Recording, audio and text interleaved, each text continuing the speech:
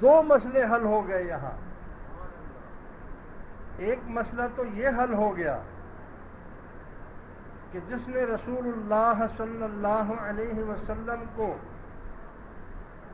زندگی میں ایک مرتبہ محبت کی نظر سے دیکھ لیا اور ان پر ایمان لے آیا، اس کا مقام بہت بلند ہے.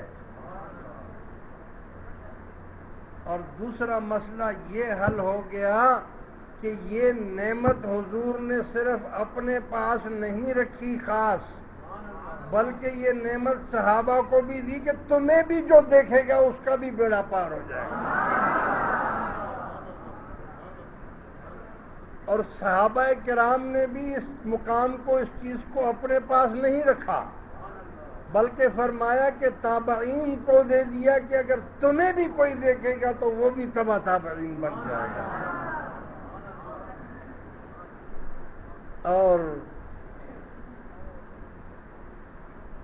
یہ سسٹم وہاں ختم نہیں ہو گیا، یہ سسٹم قیامت تک چلے گا.